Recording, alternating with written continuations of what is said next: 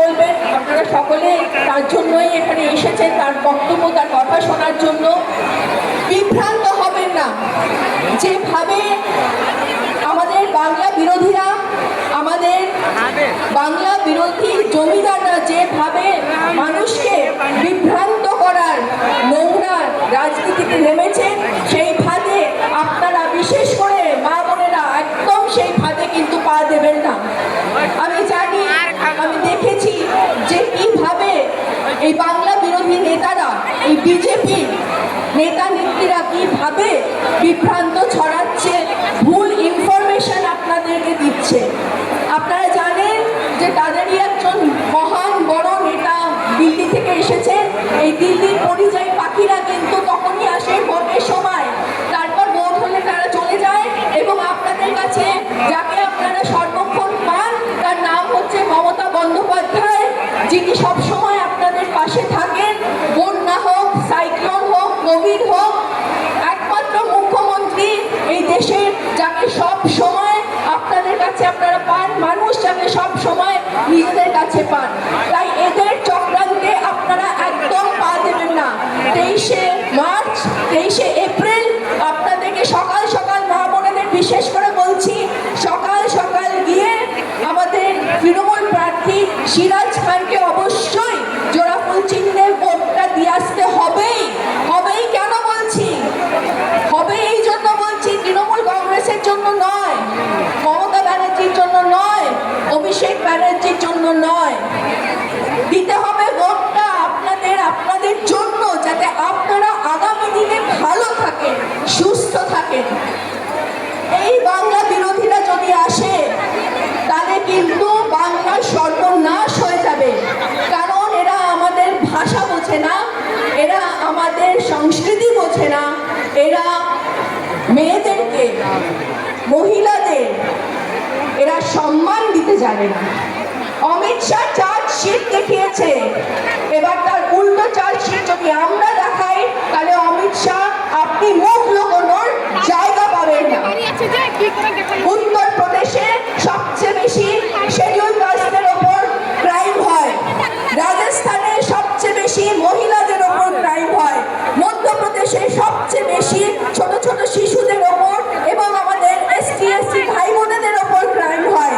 কিন্তু কলকাতা, আপনাদেরই ডেটাবেস বলছে, আপনাদেরই সরকার বলছে, সেন্ট্রাল গভর্নমেন্ট, যে কলকাতা হচ্ছে ভারতবর্ষের 4টে নগরীর মধ্যে সবচেয়ে সুরক্ষিত নগরী। তাহলে আপনারাই বুঝে নিন যে এরা কি ধরনের লোক, যে সবসময় এরা ভুল ইনফরমেশন দেওয়ার চেষ্টা করছে। SIR নিয়ে কত লেজেন্ড খবরে করে দিচ্ছে সব মানুষদেরকে, আপনারা সেটা দেখতেই পাচ্ছেন। কিন্তু আপনাদেরকে একজনের ওপরেই বিশ্বাস রাখতে হবে, তার নাম হচ্ছে মমতা বন্দ্যোপাধ্যায়, যিনি নিরলসভাবে 365 দিন মানুষের পাশে আছে। 34 বছর আগে যারা রাজত্ব করে গেছে, 34 বছর ধরে যারা রাজত্ব করেছে, আপনারা জানেন যে তারা আপনাদের জন্য কিচ্ছু করেনি। কিন্তু 15 বছর দিদি যেভাবে বাংলার মাটি মানুষের উন্নয়নের দিকে এগিয়ে নিয়ে গেছেন, সেই ধারা বজায় রাখার জন্য অবশ্যই 23শে এপ্রিল আপনাদেরকে দিদির আশীর্বাদ ধন্য প্রার্থী সিরাজ খানকে জোড়াফুল চিহ্নে ভোটটা দিয়ে জয়ী করে আনতেই হবে। আনবেন তো আপনারা? আপনারা বলুন, দিদির পাশে আছেন, দিদির সঙ্গে আছেন, তাহলে বলুন জয় বাংলা, জয় বাংলা, জয় বাংলা। আর অমিত শাহ, নরেন্দ্র মোদীকে জানিয়ে দিন, মা বোনেরা আজকে আমার সঙ্গে বলুন, যতই করো হামলা, যতই করো হামলা, যুবরা বলুন যতই করো হামলা। তাহলে 4 তারিখে চতুর্থবারের জন্য আবার আমরা দিদিকে নিয়ে যাব নবান্নে, সেই 14 তলায়, কারণ সেখানে একমাত্র মমতা বন্দ্যোপাধ্যায়কেই মানায়, আপনাদেরকে মানায় না, আপনাদেরকে মানায় না, আপনাদেরকে জনগণ ভালোবাসে না, বাংলার মানুষ ভালোবাসে না। এবার আমি যখন পার্লামেন্টে যাব 4 তারিখ মে মাসের পর, আমরা ঠিক করেছি যে আমরা সকলে মিলে রসগোল্লা না দিদি, ওদেরকে আমরা রাজভোগ খাইয়ে আসবো। খুব ভালো থাকবেন, জয় বাংলা।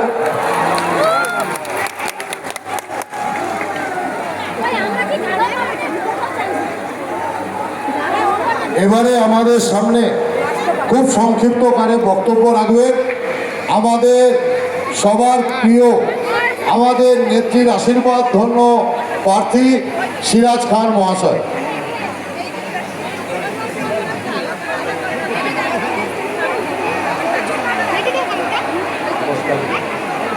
নমস্কার। আমাদের মধ্যে জননেত্রী আছেন অনেকে, বসে আমি বেশি বক্তব্য দেব না। আমাদের পাঁশকুড়ার এই বুকে আমাদের মা মাটি সরকারি জননেত্রী উপস্থিত আছেন, ওনাকে আমার শ্রদ্ধা প্রণাম ও সালাম। আমাদের জেলার সভাপতি সুজিত রায় সহ থেকে আমাদের সমীরউদ্দিন ভাই সহ আমাদের সোমেনবাবু সহ একগুচ্ছ নেতৃত্ব আছে, সবাইকে আমার শ্রদ্ধা প্রণাম ও সালাম জানাই। আর আপনারা আমাদের মা যারা বসে আছেন, গুরুজনরা আছেন, সবাইকে আমার শ্রদ্ধা প্রণাম ও সালাম জানাই।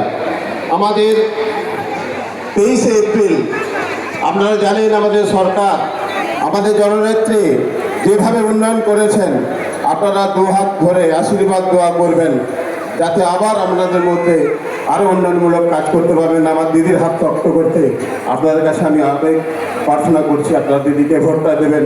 23শে এপ্রিল সকাল সকাল যারা শুনে চিন্তা ভোট দেবেন। সবাই ভালো থাকুন, দিদির কথা শুনবেন, আমরা দিদির আদেশ কথা শুনতে আসছি। আপনি আমার বেশি ভাষণ দেওয়া যাবে না। সবাই ভালো থাকুন, সুস্থ থাকুন।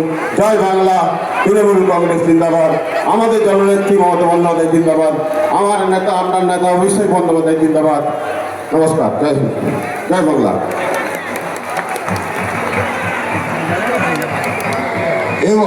এবারে আমাদের সামনে বক্তব্য রাখবেন, আমরা যার কথা শোনার জন্য অপেক্ষা করছি, আমাদের প্রিয় দিদি, আমাদের নেত্রী, বাংলার মুখ্যমন্ত্রী, বাংলার অগ্নিকন্যা মমতা বন্দ্যোপাধ্যায় মহাশয় আমাদের সামনে বক্তব্য রাখবেন।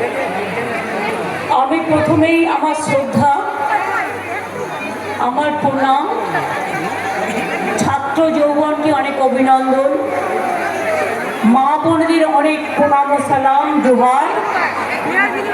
বয়োজ্যেষ্ঠদেরও আমার অনেক শ্রদ্ধার্ঘ নিবেদন করছি।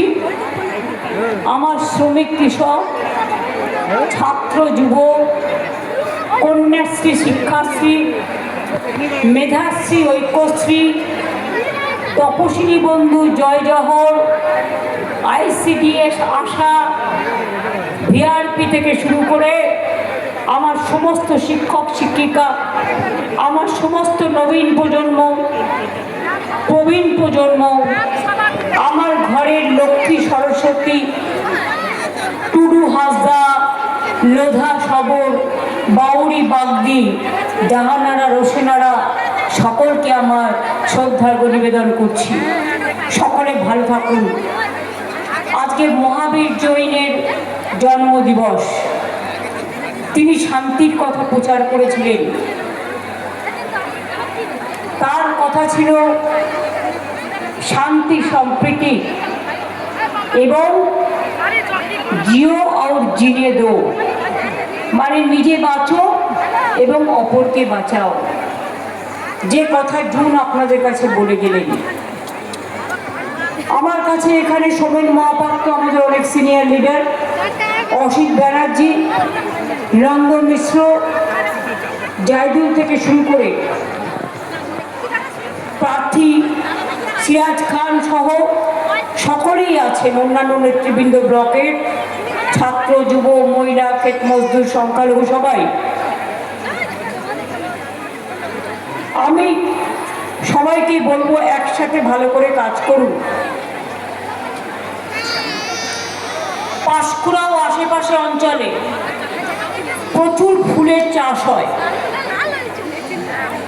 আপনাদের মনে আছে এখানে অনেক ফুল চাষিরা আছেন এবং তাদের জন্য আমি রেলমন্ত্রী থাকাকালীন যেমন দীঘা তমলুকও করেছিলাম, যেমন জগন্নাথ ধামও করেছি, তেমনই কিন্তু আমি বিশেষ ট্রেনের ব্যবস্থা করেছিলাম পান চাষি ও ফুল চাষিদের জন্য। বিজেপি ক্ষমতায় আসার পর এটা বন্ধ করে দিয়েছে। ফুল চাষের উন্নয়নের জন্য আমরা অনেক পরিকল্পনাও করেছিলাম, রূপায়ণও করেছি। কোল্ড স্টোরেজ থেকে শুরু করে উন্নত মানের বীজ ও কৃষি যন্ত্রপাতি সরবরাহ, ফুল রপ্তানির জন্য ফুল বাছাই, প্যাকেজিং, পরিবহন ও অন্যান্য সহযোগিতা। পাঁশকুড়া ব্লকে নতুন কলেজ দিয়েছি, সিদ্ধিনাথ কলেজ। আপনারা জানেন 3 কোটি টাকা খরচ করে এখানে ইন্টিগ্রেটেড ইংলিশ মিডিয়াম হস্টেল তৈরি হয়েছে, সংখ্যালঘুদের হস্টেল রয়েছে এবং আদিবাসীদের জন্য হয়েছে। এখানে প্রচুর রাস্তাঘাট করা হয়েছে, প্রায় কয়েকশো কোটি টাকা খরচা করে। পানীয় জল পৌঁছানোর জন্য প্রায় 500 কোটি টাকার প্রকল্প এখানে নেওয়া হয়েছে এবং খরচ করা হয়েছে। আগামী দিন আরও হবে। আপনারা জানেন দীর্ঘদিন দিল্লির জমিদারদের কাছে আমরা আবেদন জানিয়েছি, দিল্লির জমিদারদের কাছে আবেদন জানিয়েছি যে ঘাটাল মাস্টার প্ল্যানটা করে দিন। প্রতি বছর মানুষ বন্যায় ভাসে, আমি তো প্রতিবার ছুটে আসি, আমার দেখার সুযোগ হয়, আমি জানি মানুষ কত কষ্টে থাকে। তাই আপনাদের বলি, এতদিন বলা সত্ত্বেও ঘাটাল মাস্টার প্ল্যান কেন্দ্রীয় সরকার কিন্তু করে দেয়নি। আমরা আমাদের রাজ্য সরকার থেকে 1,500 কোটি টাকা দিয়েছি। ঘাটাল মাস্টার পরিকল্পনার কাজ শুরু হয়ে গেছে এবং এটা রূপায়িত হলে আপনাদের পাঁশকুড়ার অঞ্চলও অনেক উপকৃত হবে, সারা মেদিনীপুর জেলা উপকৃত হবে। আপনারা কি চান মা বোনেরা লক্ষ্মীর ভাণ্ডার চলুক, সারা জীবনের জন্য চলুক? কোনো ভেদাভেদ নেই, কিন্তু ভাববেন না সিরাজ খান মুসলমান প্রার্থী, কেউ কেউ অপপ্রচার করবে। আমি মমতা ব্যানার্জি যদি ওদের দলের নেতা হই, তাহলে আমার কাছে হিন্দুও থাকবে, মুসলমানও থাকবে, শিখও থাকবে, খ্রিস্টানও থাকবে, আদিবাসীও থাকবে, তপশিলীও থাকবে, মা বোনেরাও থাকবে। কোনোদিন মুসলিমরা প্রশ্ন করেছেন যে মমতা ব্যানার্জি একটা ব্রাহ্মণের ঘরের মেয়ে, কেন তাকে আমরা চিফ মিনিস্টার করব? কোনোদিনও প্রশ্ন করেছে?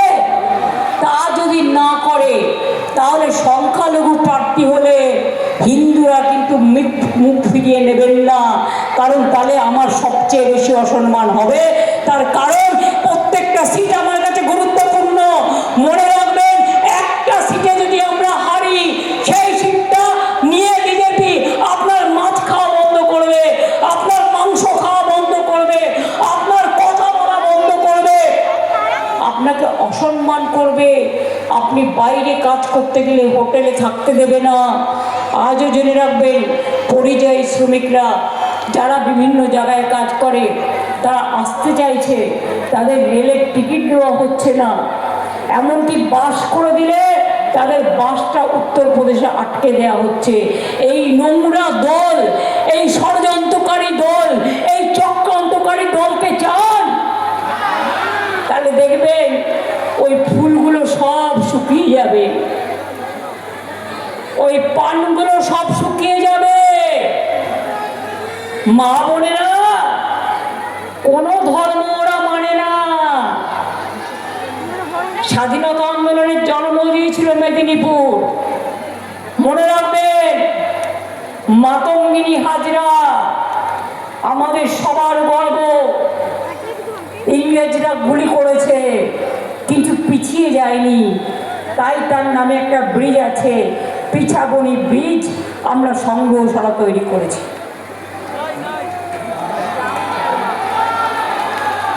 আপনার জেলায় দীঘা সমুদ্র সৈকত, জগন্নাথ ধাম, হলদিয়ায় তাজপুর বন্দর হচ্ছে, ডানকুনি হলদিয়া ইন্ডাস্ট্রিয়াল করিডোর হচ্ছে, বিজনেসের রমরমা। খড়গপুরের পাশে ইন্ডাস্ট্রিয়াল পার্ক, শালবনীতে 2টো পাওয়ার প্ল্যান্ট, 3টে, গড়বেতায় আপনার সোলার প্ল্যান্ট, একটার পর একটা ইন্ডাস্ট্রি গড়ে উঠছে। আমরা অ আ ক খ কোথার থেকে পড়েছিলাম? স্বরবর্ণ ব্যঞ্জন বর্ণ ঈশ্বরচন্দ্র বিদ্যাসাগর। কোন মাটিতে জন্ম? মেদিনীপুরের বীরসিংহ গ্রামে জন্ম। মনে রাখবেন, এই যে আমরা মা বলি,